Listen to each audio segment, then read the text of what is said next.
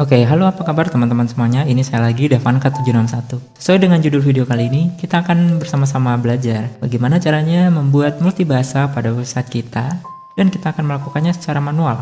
Kita tidak akan menggunakan Google Translate ataupun tools-tools lainnya ya. Jadi kita akan menulisnya secara manual. Misalkan di sini saya mempunyai HTML yang masih kosongan ya.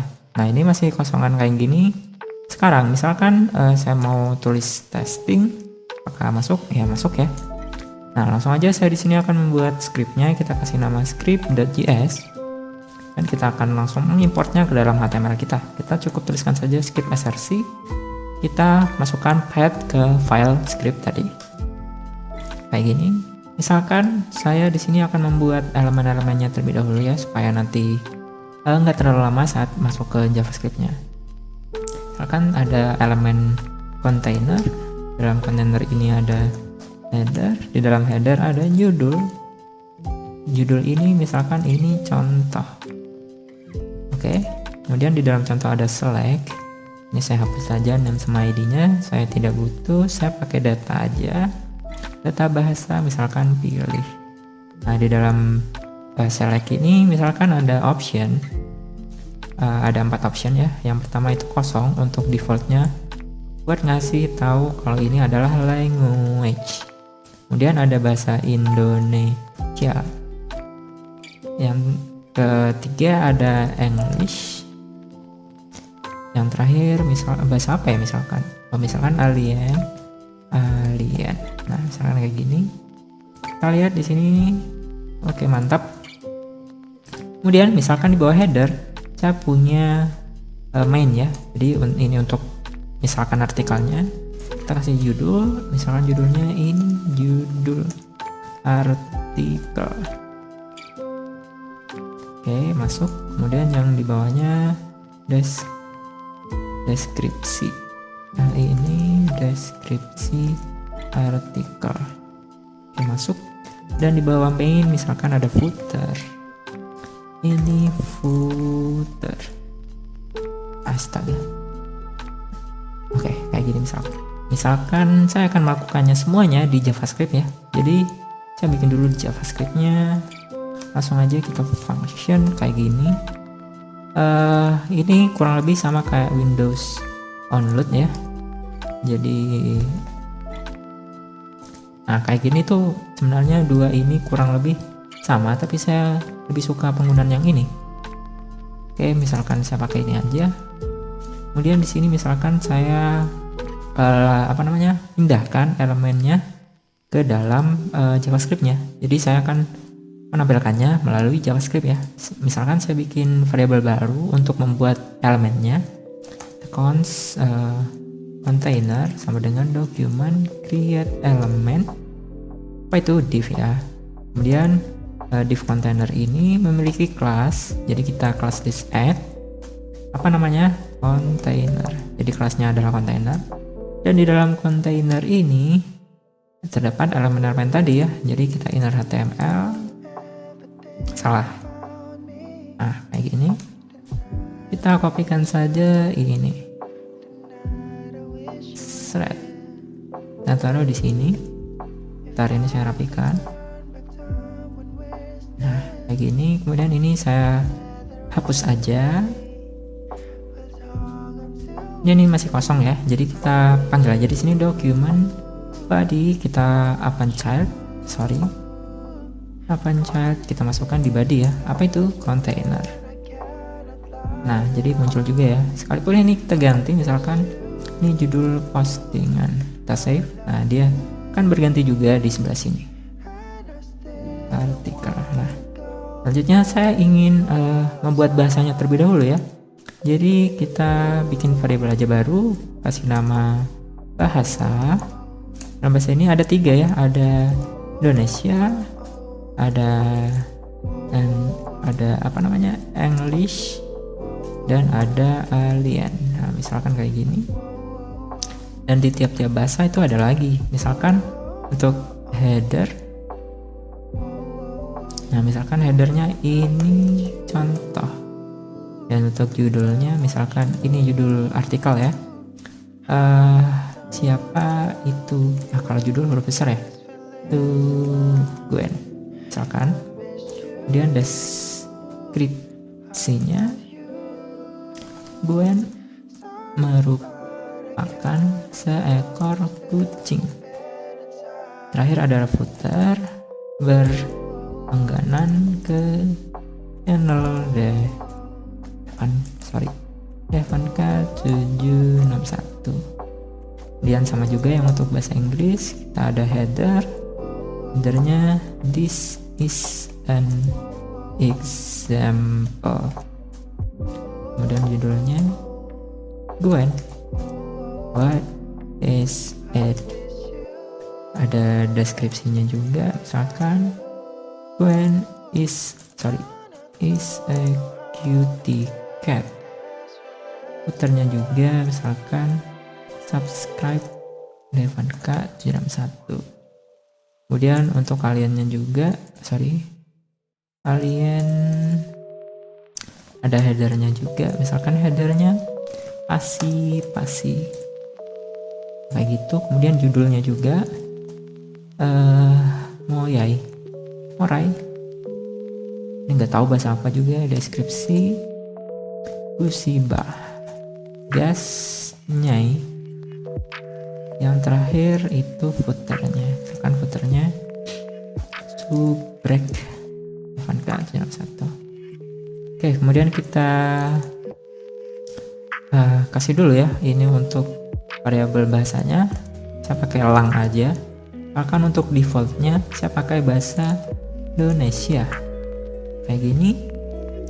Kemudian ini sebaiknya untuk create elemen ini sebaiknya saya masukkan ke dalam itu lagi ya, supaya lebih tertata. Misalkan saya bikin variabel namanya tampilkan bahasa, jadi kayak gini. Kemudian ini saya taruh di dalamnya set.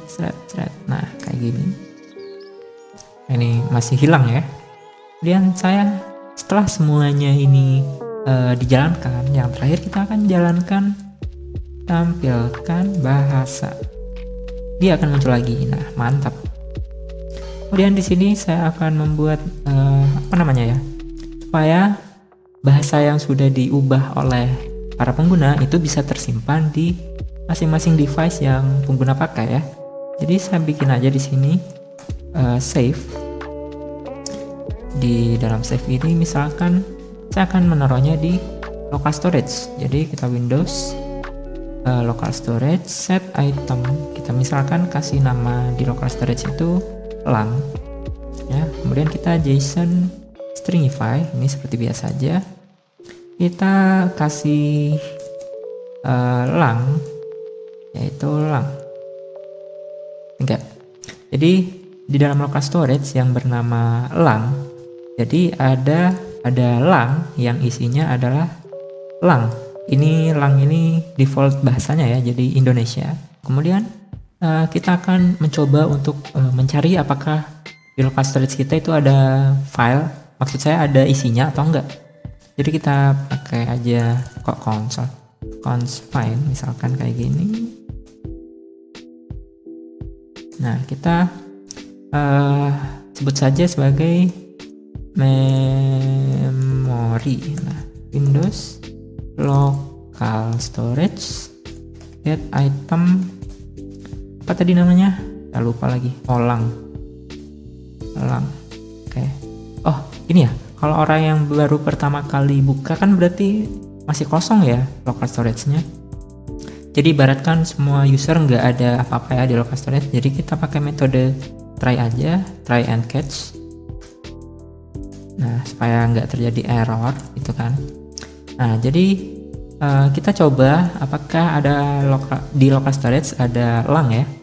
Jadi return memory, kalau misalnya lang itu ada, maka kita parsekan JSON-nya. Parse apa itu? Memory. Kalau nggak ada, kita null aja tuh. Nah sama juga kalau error, kita return-nya null. Nah kurang lebih kayak gini. Kemudian kita juga akan bikin load ya, untuk mengubah default bahasa Indonesia ini dengan yang ada di local storage. Kasih load. Nah, itu kita akan yang pertama-tama itu sama juga, kita misalkan pakai variabel memory, tapi dia akan menjalankan find. Nah, jadi dia akan menjalankan ini ya terlebih dahulu. Dan kalau memori itu ada atau di local storage yang namanya lang itu ada, maka lang yang ada di sini ya, lang default ini akan kita ganti dengan lang yang ada di memori. Jadi memori titik lang. Nah, kayak gitu. Kemudian misalkan kita akan langsung menimpanya ke halaman kita. Jadi misalkan kita di sini bikin cons temukan bahasa, kita akan mencari ya. Sama ini juga, misalkan kita find, dan jika temukan bahasa itu ada atau file dari local storage lang ini ada, maka kita load. Nah, kurang lebih seperti itu. Kemudian ini tampilkan bahasa, kita kasih di dalamnya lang untuk memakai lang ini ya. Tapi nanti kalau diganti dia akan ikut terganti juga di sebelah sini. Jadi kita masukkan lang juga di sini. Kemudian di sini kita bikin variabel baru untuk mengambil data dari bahasa ini. Jadi misalkan kita punya variabel yang namanya hasil, itu kita pakai dari bahasa di dalam key yang namanya nanti masuk dari local storage ya, lang kayak gini. Kemudian kita ganti ini contohnya berarti menjadi hasil itu ya. Kita pakai dolar sama dalam kurung spesial ini. Hasil yang pertama itu kan header tadi. Kemudian yang kedua itu ada di judul artikel ya. Kita ganti juga ini hasil judul. Nah, itu kan berubah juga tuh. Nah, kalau ini misalkan tadi itu hasil deskripsi, yang footer berarti hasil footer. Kalau misalkan defaultnya ini kita ganti menjadi English, nah dia akan berubah juga. Misalkan kita ganti menjadi alien, nah dia juga akan terganti ya. Tetapi ini kan nggak bisa diganti nih. Misalnya ganti tuh nggak bisa ya. Jadi kita akan bikin di sini terlebih dahulu. Sebelum itu kita akan mencarinya di sini terlebih dahulu ya. Jadi kita misalkan content before. Misalkan ini berarti dokumen query selector container. Jadi supaya tidak ditempa dua kali ya, jadi nggak akan double hasilnya. Jadi if content before itu ada, maka content before-nya kita remove. Kalau nggak ada berarti langsung lanjut ke sini. Nah, kayak gitu. Jadi masih aman juga ya. Kemudian di sini, ini kita akan cari di bagian sini. Maka kita cukup di sini cons, misalkan saya bikin variabel namanya pilih ya, dimana itu akan menangkap elemen dari container. Jadi container query selector yaitu ini tadi saya pakai data bahasa pilih ya, jadi saya copy aja ini, saya paste di dalam sini. Nah kayak gini, dan pilih on change, misalkan saya bikin alert dulu deh buat ngetes ya. Alert tes ganti, oke masuk. Kemudian tes ini misalkan saya ganti dengan value nya ya, pilih value. Nah misalkan saya pakai Indonesia, masuk sebagai Indonesia. Kalau English juga, kalau alien jelas alien juga nih. Nah mantap, kita lanjutkan di sini ya. Berarti kalau kita pilihnya on change, kita langsung aja ganti lang default ini menjadi lang yang ada di pilih ini ya. Jadi pilih value. Kemudian kita save, kita simpan ke local storage-nya. Kita tes dulu di sini, masih kosong ya. Kita ganti misalkan bahasa Inggris, belum berubah ya, masih normal. Tapi kalau kita lihat di local storage, dia sudah masuk, langnya alien. Misalkan kita ganti Indonesia, oh belum ya, kok masih alien? Sebentar. Oh ini gara-gara, jadi misalkan saya ganti ini, misalkan bahasa huruf kecil ya, tapi ya begitu. Kita ulang lagi. Ini masih alien, santai. Kita ganti ke Inggris. Nah dia berubah ke Inggris, kita ganti ke Indonesia. Nah dia ganti juga. Jadi ini gara-gara ketimpa ya, soalnya tadi di sini saya masukkan parameternya menggunakan elang ya, jadi ketimpa di sini. Nah kayak gitu kita save, nah dia akan berubah. Tapi bagaimana caranya ketika kita sudah memilih dia otomatis berubah? Nah kita langsung saja nih, habis kita save, kita tampilkan bahasa. Nah kasih parameter elang, kita tutup, seret. Misalkan kita ganti Indonesia, nah dia otomatis berganti. Kita ganti ke alien, dia otomatis berganti juga. Kita ganti ke English, dia otomatis berubah juga. Kalau kita lihat di aplikasi, nah dia juga masuk ya. Kita ganti, kita lihat, nah berubah juga tuh. Nah kurang lebih kayak gini ya teman-teman, bagaimana caranya membuat website kita menjadi bisa multibahasa tetapi secara manual ya. Terima kasih buat teman-teman semuanya yang sudah menonton sampai detik ini. Saya ucapkan terima kasih banyak lagi sekali lagi. Semoga apa yang kita dapat di video kali ini bisa bermanfaat bagi kita semua. Dan kita bertemu lagi di video lainnya. Saya Devanka, pamit.